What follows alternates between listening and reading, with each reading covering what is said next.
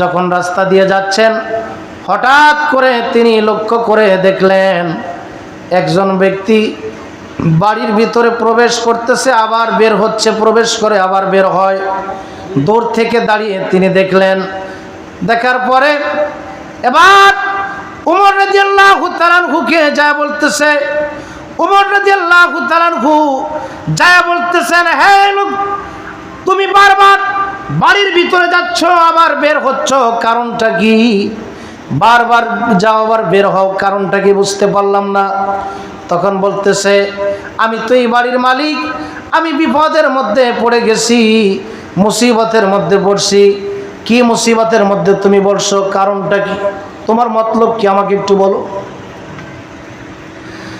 ডাক দিয়ে বলতেছেন, আমি একটা মুসিবতে পড়ছি, আমার স্ত্রী সন্তান সম্ভবা, দুনিয়াতে বাচ্চা আসবে, কোনো ধাত্রী আমার হাতে নাই, আমি নিজেও এ সমস্ত কিছু বুঝি না, কিভাবে বাচ্চা ধরতে হয়, প্রসব বেদনা আমার স্ত্রীর উঠেছে, আমি বুঝতেছি না। এই জন্য বারবার বাড়ির ভিতরে যায় আবার আসি, ভিতরে যায় আবার আসি, দেখি একজন মানুষের দেখা পাই কিনা। উমর রাদিয়াল্লাহু তাআলা বললেন, তুমি একটু অপেক্ষা করো, দেখি আমি তোমার জন্য কিছু করতে পারি কিনা। সুবহানাল্লাহ। এই ব্যক্তি কিন্তু তখনও জানে না যে এই লোকটা যে ওমর ইবনুল খাত্তাব রাদিয়াল্লাহু তাআলা আনহু কেমন নেতা। সুবহানাল্লাহ পড়ে। প্রিয় ভাইরা আমার, ওমর রাদিয়াল্লাহু তাআলা আনহু বাড়িতে যা একজন মহিলাকে নিয়ে ওই ব্যক্তির বাড়িতে এসে ঘরের ভিতরে ঢোকায় দিলেন।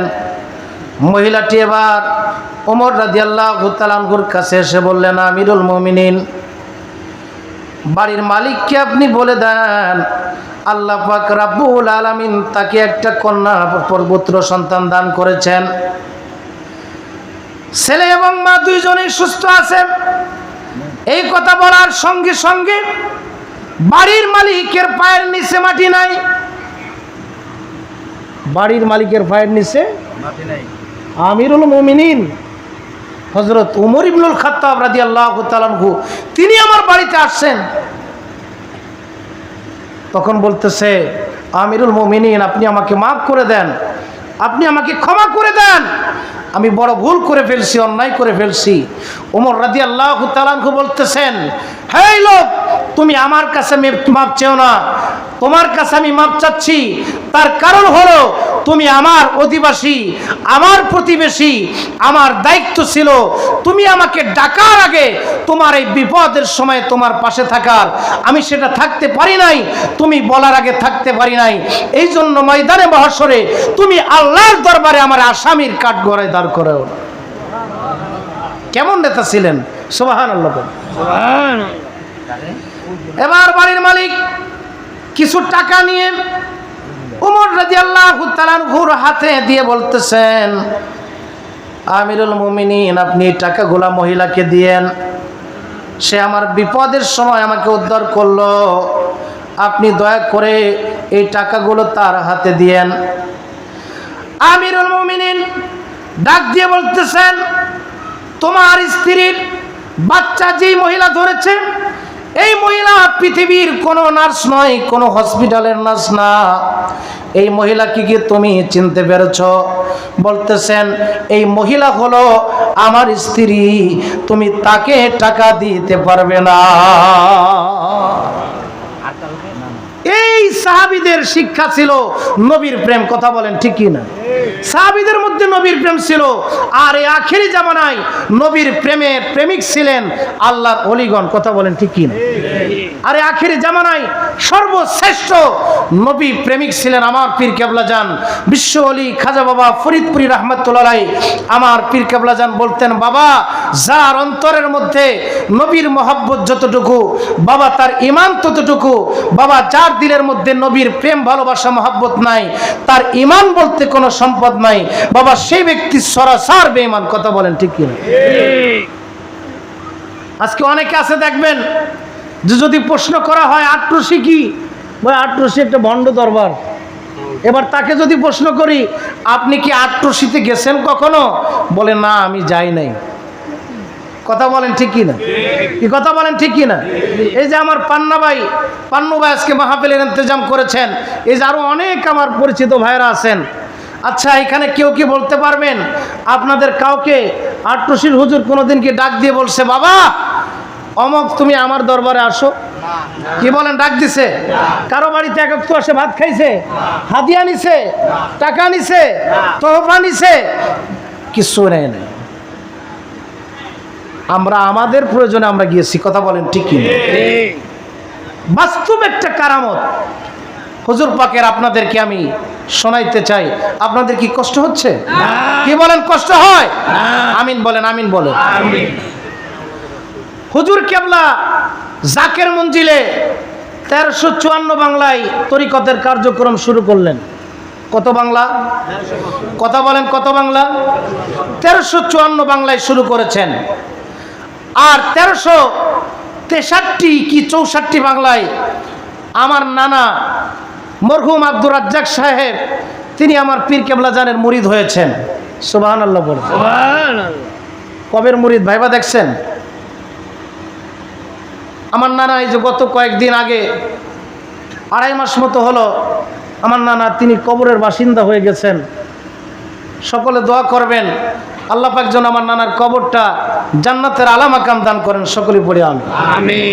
আমার নানাকে আমি লক্ষ্য করে দেখেছি, ওনার কাছে যে কোনো ব্যক্তি গেলে তাকে উনি বলতেন যে তিনি আটরশি কিভাবে গেলেন আর কেন গেলেন। এমনকি আমাকেই 100+ বার আমাকে বলেছে যাই যে শোনো নাতি, আমি আটরশিতে কেন গেলাম আর আটরশির পীর কেমন ছিলেন আমার কাছ থেকে একটু জানো না। তো আমার নানার মুখ থেকে আমি শুনছি, আমার নানার পেটে বিশাল বড় একটা ব্যথা ছিল, বিশাল বেদনা। উনি তৎকালীন সময়ে খুলনা, যশোর, মাগুরা, কুষ্টিয়া বিভিন্ন জায়গায় তিনি ডাক্তার দেখিয়েছেন, ঢাকা থেকে আগত ডাক্তারকেও দেখিয়েছেন, কিন্তু কোনো কাজ নাই। সে এলাকার আমার পীর কেবলা জানেন একজন মুরিদ আমার নানাকে বলেছিলেন, ভাই আব্দুর রাজ্জাক তুমি একটা কাজ করো, কোন জায়গায় তো তুমি দৌড়াইলা না, যশোর, মাগুরা, খুলনা, কুষ্টিয়া বিভিন্ন জায়গায় তুমি ডাক্তার দেখাইলা। আমার একজন পীর আছে, আমার একজন মুর্শিদ আছে, আমার এই পীর কেবলা জান তিনি আটরশিতে নতুন তরিকা দেওয়া শুরু করেছেন। শুনেছি তিনার কাছে যায় মানুষ বিভিন্নভাবে উপকৃত হচ্ছে, তুমি একটু ওনার কাছে যাইতে পারো, আল্লাহর ওলি বুজুর্গ ব্যক্তির দোয়া একটু তুমি নিয়ে আসো, যাও একটু দোয়া নিয়ে আসো, যদি আল্লাহ তোমার সুস্থ করে দেয়। সুবহানাল্লাহ। এই কথা শোনার সঙ্গে সঙ্গে আমার নানা মরহুম আব্দুর রাজ্জাক তিনি একটা থলির মধ্যে কিছু খাবার, চিড়ামুড়ি, গুড় নিলেন। এরপরে তিনি তিনার আসবাবপত্র, কাপড় চোপড় নিয়ে মাথার উপরে করে নিয়ে দরবারের উদ্দেশ্যে তিনি রওনা হয়ে গেলেন। পায়ে হেঁটে রওনা হলেন। তখন এত গাড়ি ঘোড়ার ব্যবস্থা ছিল না। তিনি হাঁটতে হাঁটতে, লম্বা ঘটনা সংক্ষেপে বলে দিয়ে যায়, হাঁটতে হাঁটতে আমার নানা মরহুম আব্দুর রাজ্জাক তিনি এবার কি করলেন, দরবার শরীফে পৌঁছে গেলেন। মানুষের কাছে শুনতে শুনতে আটরশি দরবারে চলে আসলেন। আটরশি দরবারে আসার পরে এবার পীর কেবলা জান হুজুরের সামনে যখন গেলেন, আমার নানা বলেন, আমার পীর কেবলা জান যখন আমার দান এই বাম স্তনের 2 আঙ্গুল নিম্নে যেখানে দরপর দরপর করতেছে, এই কলবে যখন আমাকে সবক দিলেন, মুরিদ করলেন, আমি কতক্ষণ অচেতন অবস্থায় ছিলাম এটা আমি জানি না। আমার হুশ এলো। হুশ আসার পরে নানা বলেন, পীর কেবলা জান আমাকে বললেন, বাবা দরবার শরীফে কিছুদিন খেদমত করেন, তারপরে বাড়িতে যাবেন। আমার নানা বলেন, আমি দরবার শরীফে 4-5 দিন আমি খেদমত করার পরে পীর কেবলা জানের কাছে গেলাম। পীর কেবলা জান আমার দিকে ইশারা করে বললেন, বাবা, যেইগুলির দ্বারা মানুষের উপকার হয়, আপনি যেই কাজগুলো শিখছেন, যেইগুলির দ্বারা মানুষের উপকার হয়, ওইগুলো দিয়ে আপনি মানুষের উপকার করবেন।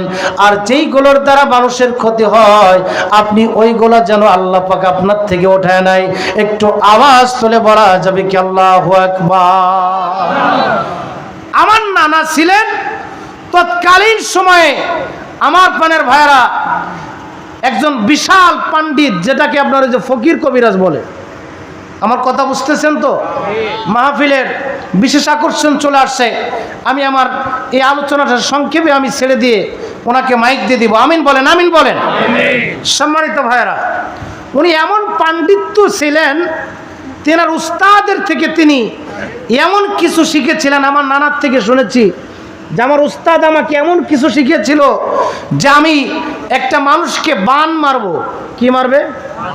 একটা বান মারবে, ওই মানুষটার নাক দিয়ে, চোখ দিয়ে, মুখ দিয়ে, গাল দিয়ে, কান দিয়ে রক্ত পড়তে পড়তে দাবাইতে দাবাইতে মানুষটা মারা যাবে। নাউজুবিল্লাহ পড়ে। এইরকম কুফরি কালাম তৎকালীন সময় আমার নানা ওনার একজন উস্তাদের কাছ থেকে শিখেছিলেন। এই খবরটা আটরশির পীরকে কে দিল? আমাকে বলেন। আমার নানা বলতেন যে এই খবরটা আটরশির হুজুরকে তো আমি বলি নাই। উনি কি করে বুঝলো? বলতেছে, বাবা, যেইগুলো আপনি শিখেছেন, যেইগুলোর দ্বারা মানুষের উপকার হয়, সেইগুলো দিয়ে আপনি মানুষের উপকার করবেন।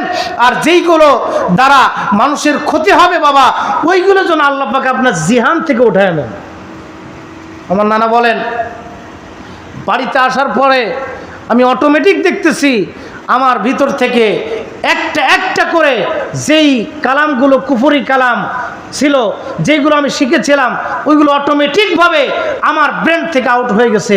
কিভাবে কিভাবে এটা আউট করলে এটা আমি বুঝতে পারলাম। সুবহানাল্লাহ, বাড়ি যাবে। এর পরবর্তী সময় আমার নানাকে দেখেছি, উনি যতদিন পর্যন্ত জীবিত ছিলেন আর সুস্থ ছিলেন, মানুষের উপকার করত। কাউকে বান মারলে, নষ্ট করলে, করে কি করে না? আরে আল্লাহর রাসূলকেই তো বান মারছে তৎকালীন সময় কাফেরেরা, আর আপনি আমি কে? তো এই বান যাদেরকে মারতো, আমার নানার কাছে যাইতো, আমি দেখতাম আমার নানা তাদেরকে গোসল করায় দিতেন, তাদেরকে তদবির করতেন, পানি আপনার দিয়ে তেল পড়া দিলে এটা দিয়ে মানুষ উপকৃত হয়ে যাইতো। সুবহানাল্লাহ বলে। এটা ছিলেন আটরশির পীর।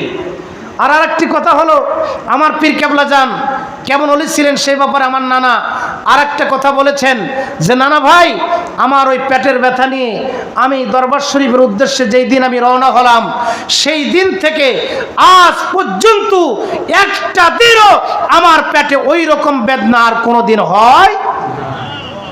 সুবহানাল্লাহ। ভাই, আটরশির পীর উড়ে আসে নাই, জুড়ে বসে নাই। আপনাদের এই পাশে এই যে পদ্মা নদী, কি নদী? এই পদ্মা নদী দিয়ে আটরশির হুজুর বেশি আসে নাই, মেঘনা নদী দিয়ে বেশি আছে নাই।